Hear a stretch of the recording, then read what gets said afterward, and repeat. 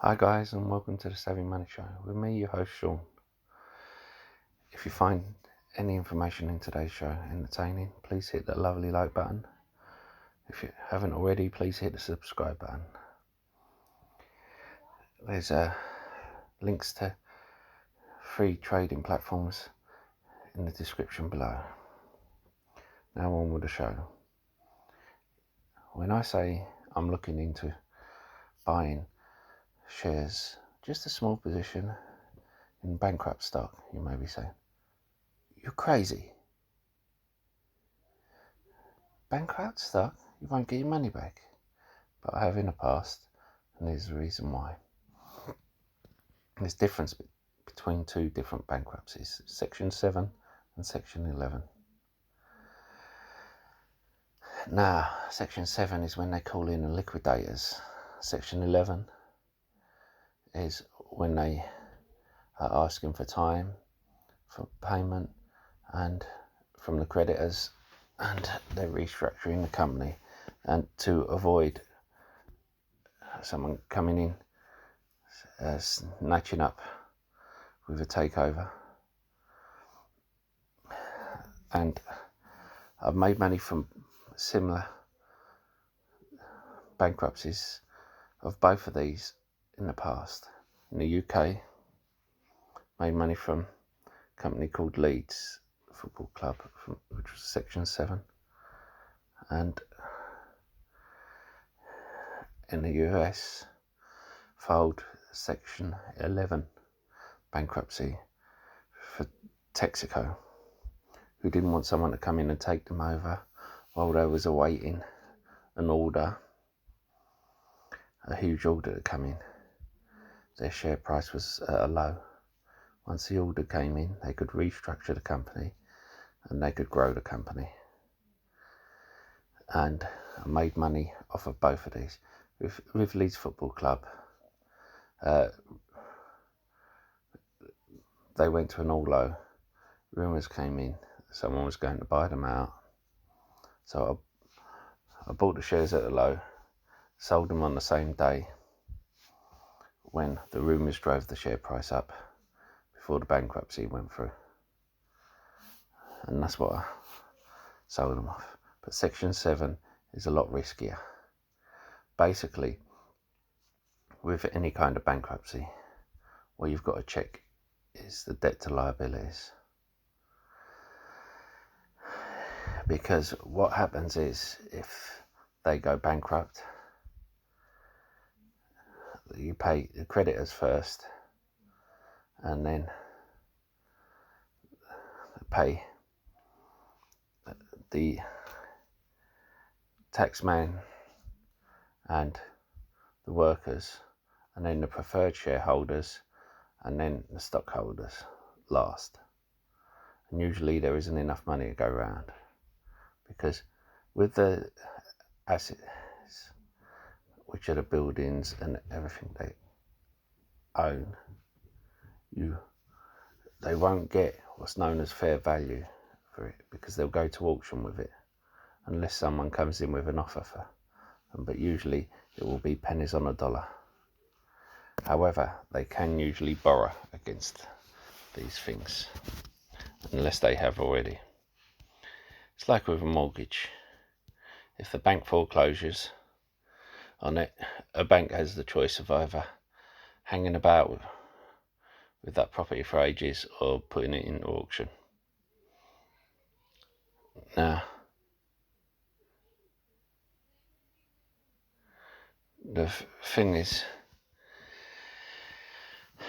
a similar restructuring to Texaco is happening at the moment with a lesser known petrol company. Now, we all know that petrol companies have gone through the ringer. Excuse me. It's called Whiting Petroleum Company. Now, they have enough petrol, enough oil to, in my opinion, to be able to pay a lot of their debts. The problem is that they don't want to sell. They don't want to sell the oil when it's at a low. They'd rather wait for they're banking on the oil price going up, and it will once all this is over. And remember, I spoke about storage tankers before.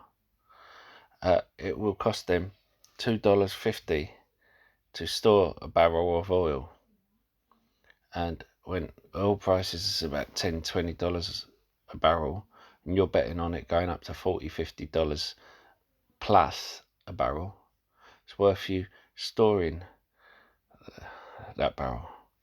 Oil tankers are making massive killing at the moment, but from these oil companies, financially it is worth them paying the increase in the tanker prices, just because of the increase in price they will get. Now, the other thing is, they've struck a deal with creditors over restructuring. They have said that they will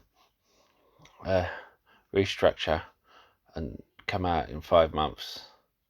It's not guaranteed, that's just what they've said.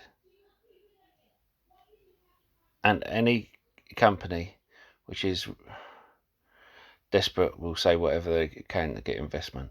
However, I think that what they're saying is true. The problem with this is the shareholders will be diluted. They will end up with just 3% stake, and the creditors and bondholders and the board will end up with 97%. So you'll be heavily diluted. The other problem is staying on the New York Stock Exchange. They're desperate to stay on the New York Stock Exchange, and New York Stock Exchange has served notice. If you're under $1 for a certain period of time, they won't let you stay on the stock exchange. They'll move you to another exchange. Now, I'll tell you about another thing. They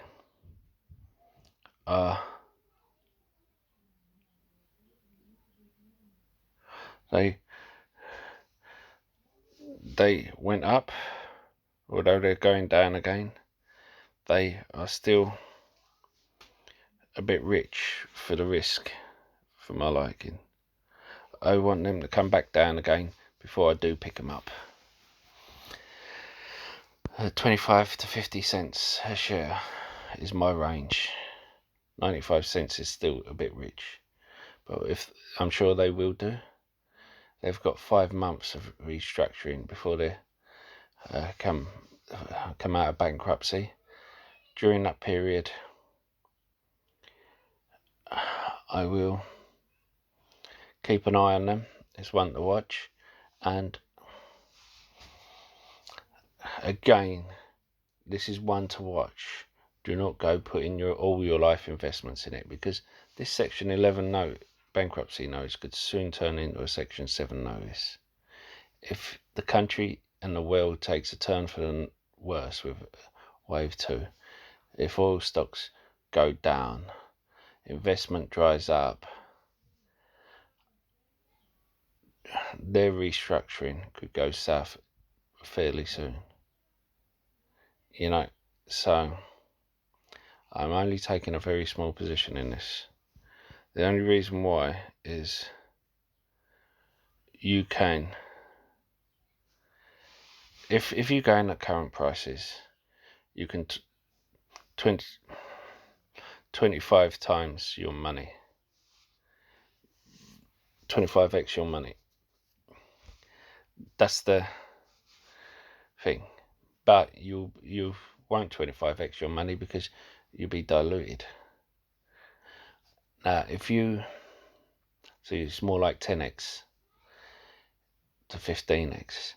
If you wait for the 25 to 50 cents, you're more likely to 20x your money, maybe even 100x your money. But people who hear that usually think, I'm going to put 10k in. No,